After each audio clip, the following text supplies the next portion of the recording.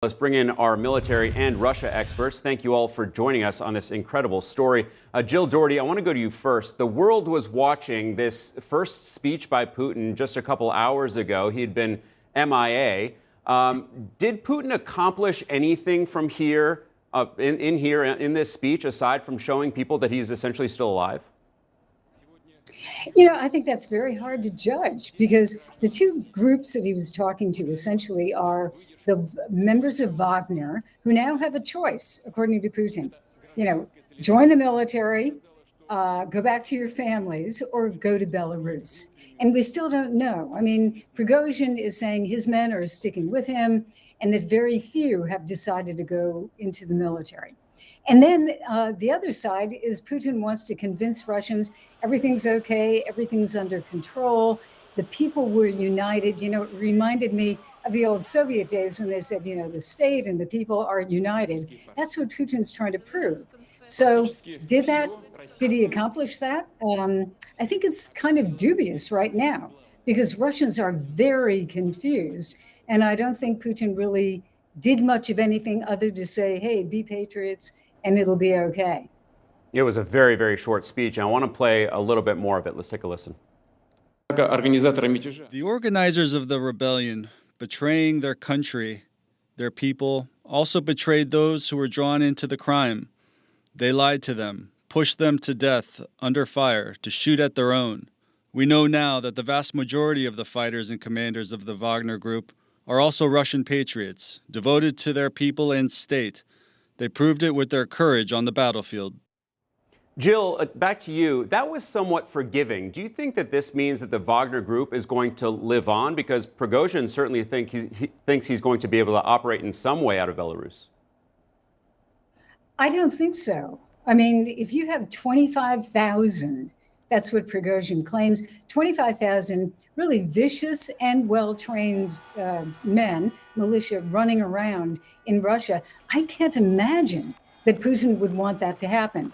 And if they're in Belarus, you know, it's under control of Russia. That also would be a threat. So I think he's saying this is the end. You've got three choices. Take it. And you know, he didn't say what would happen, but he, in his previous speech a couple of days ago, he did say, you know, that we will crush you. So that's the decision that they have to make.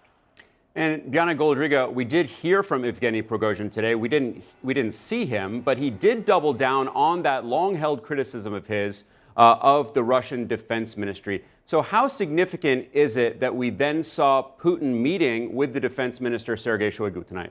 Well, I don't think it was an accident. You're right to pick up on that all of a sudden we saw video of them meeting. And what's happened in the past with these meetings and these videos of Putin is you never know what's live or when something's taped. There have been instances in the past where something appeared to be live, but then an eagle-eyed observer caught the time on people's watches, and it was 8 hours prior to that. Vladimir Putin even today said good day, and then he corrected himself and said good evening. So it was clear that they were meeting today, and it was to show the Russian public and it was to show the world really, that he couldn't be pressured by Yevgeny Prigozhin to change leadership of the military, to change the defense minister, and as well as Valery Gerasimov, who is overseeing the war. No one can argue that they've done a good job in doing this. But as you know, this is a president who values dedication and loyalty above all else. And this is a president who we saw tonight doubling down so far, in his support for his military leaders.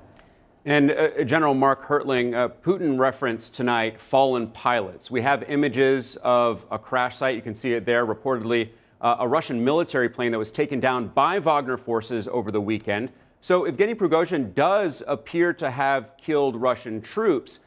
General, do you see a world in which Putin simply lets Prigozhin go live in exile in Belarus? I don't, Alex. And what we're talking about, we have the film of the one aircraft. Open source intelligence says there were somewhere between 6 and 8 with multiple pilots being killed. That's an air attack by Mr. Prigozhin's Wagner Group against the Russian Air Force because they had air defense equipment in that march with them. But in addition to that, there have been multiple occasions where the Wagner Group has engaged ground forces of the Russian force. So we have a combination of this private military company engaging the Russians in both Ukraine and in Russia. And it is really just, as I've said before, these folks are the criminal thugs, and in some cases interspersed with some military capabilities. But we're going to see more of this.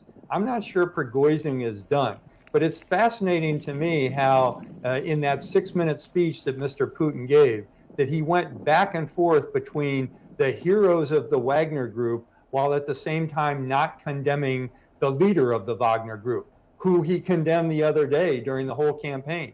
So there's just so much that is typically Russian in the way this is approaches. And if I may add one more thing, you mentioned Shoigu before. Shoigu is a martinet. He is not a military leader. He is not well liked by most of the generals in the Russian military. So the combination of most of the generals disliking him and Prigozhin absolutely detesting him is going to force Putin into some tough decisions.